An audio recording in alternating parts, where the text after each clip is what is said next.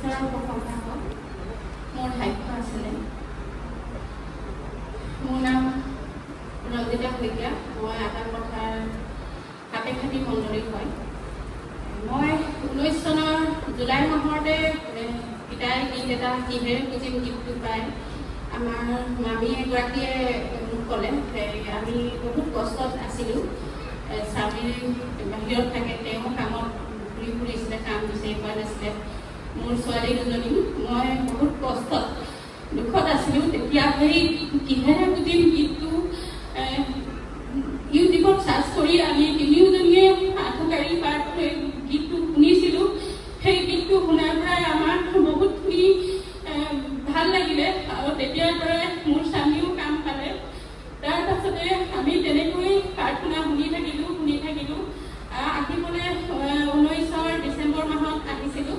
এবাৰে আহিলোঁ। তাৰ পাছতে লকডাউন হ'ল। লকডাউনৰ পৰা আমি নাহিলোঁ, কিন্তু জনা নজনাকৈ তেনেকৈ ঈশ্বৰৰ বাক্য, ঈশ্বৰৰ গীত মাত মোবাইলতে চাই থাকিলোঁ।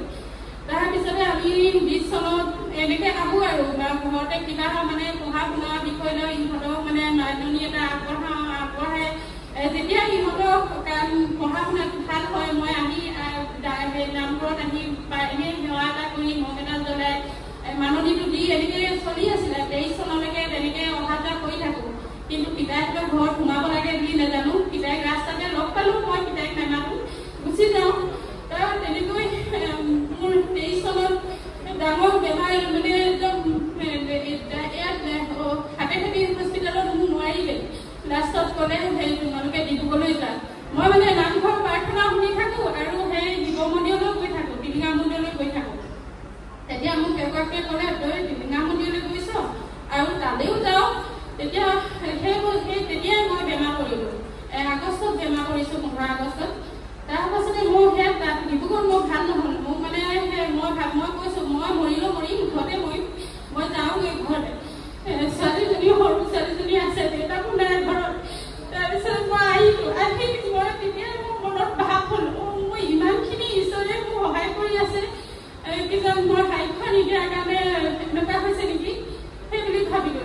সেই যেতিয়া মই মনতে ভাবিলোঁ মই সাক্ষ্য এটা দিম বুলি ভাবোঁতে মোৰ বেমাৰ ভাল হৈ গ'ল। মই আহিলোঁ, আহি পিতাইক ক'লোহি।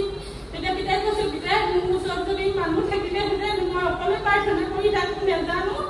তেতিয়া পিতাই ক'লে কিন্তু নেজানো নেকি সাপেখাতি মানুহ আছে নহয়। তেতিয়া সিয়ে পতালে, সিয়ে নাইলে ফোন কৰি দিলে।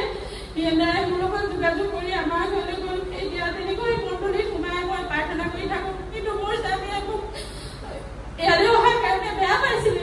তেওঁ বহুত বেয়াকৈ কৈছিলে। প্ৰথমে লগুণত এবাই দিবলৈ আহিছিলোঁ মই 23 চনত।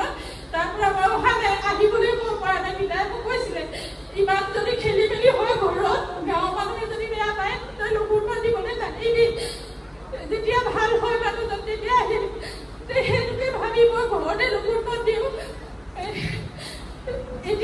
এতিয়া মোৰ স্বামীয়েও মোক ভাল পাইছে। তেওঁ